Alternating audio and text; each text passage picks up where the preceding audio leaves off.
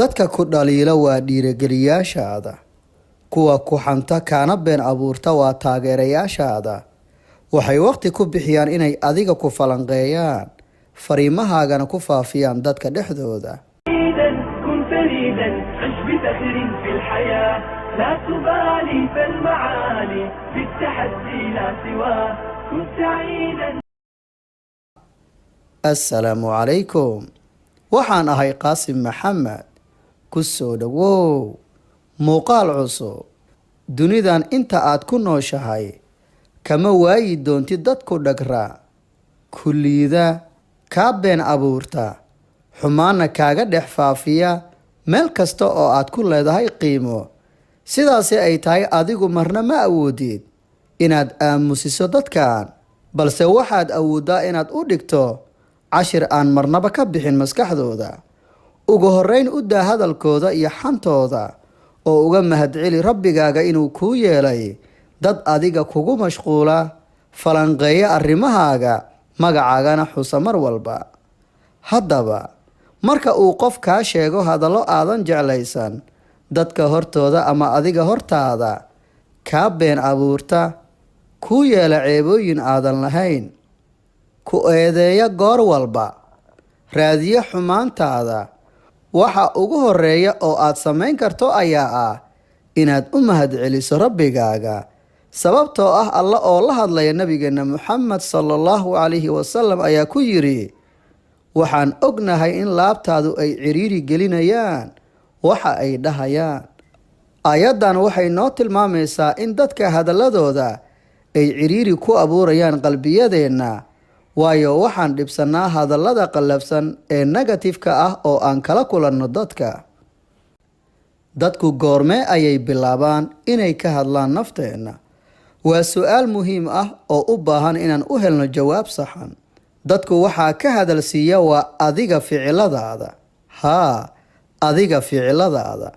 marka aad u kacdo inaad wax qabsato, ka duwanaato ayaga, iskana diido inaad iyaga oo kala noqoto, markaas ayay bilaabaan inay ku mucaaradaan, kuugu noqdaan cadowga ugu horeeya ee leedahay naftaada, kuna dadaalaan inay waxyeelo u geystaan sumcadaada iyo sharafkaaga.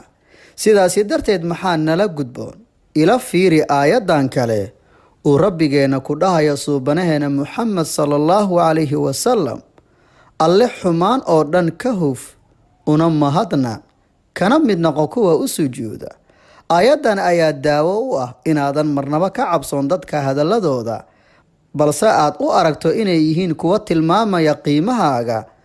waayo qofka lagu mashquulo gadaashiisana laga sheego hadallo lid ku ah naftiisa, waxa uu helay taageerayaal codsi la-aan ah, falanqeeyaal aan ka daalin falanqaynta iyo falcelinta naftiisa iyo ficiladiisaba.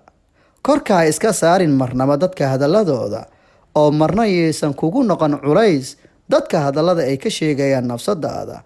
oo ma jirto qof kaaga aqoon badan adiga nafsadaada, balse noqo qof adag, aysan joojin karin dadka hadaladooda. waxaadna dhahdaa mar walba alxamdulilaah. alle uga mahadceli qiimahaas gaarka ah uu kuu yeelay.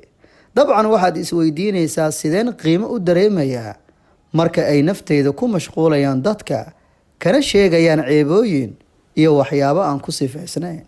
soo sidaas maahan? su-aasha aan u soo celiyo adiga dhankaaga. ma jiraa qof aan dhaqaaq lahayn oo bartiyaqaan ah, dadkuna ay ku mashquulaan? weli mala kulantahay qof caajis badan oo aan aqoon nolosha waxa uu ka rabo iyo waxa u danta ah, dadkuna ay ku mashquulaan? dabcan jawaabahaagu waa maya. soo sidaas maahan? ogow in dadku ay ka hadlaan naftaada waxaa sabab u ah dhaqdhaqaaqaaga iyo wax ka beddelka noloshaada. waxaa jira dad badan oo cadow ku ah adiga naftaada oo aan marnaba kuu ogoleen inaad maalin wax dheeraato iyaga, hadday ahaan lahayd farxad, hanti, qurux, cilmi iyo wax kasta oo u muhiimsan safarka noloshaada. ugu dambeyn, hadallada dadka marna ma bedeli karaan shakhsiyadaada iyo habdhaqankaaga wanaagsan ilaa adiga aad u ogolaato mooye.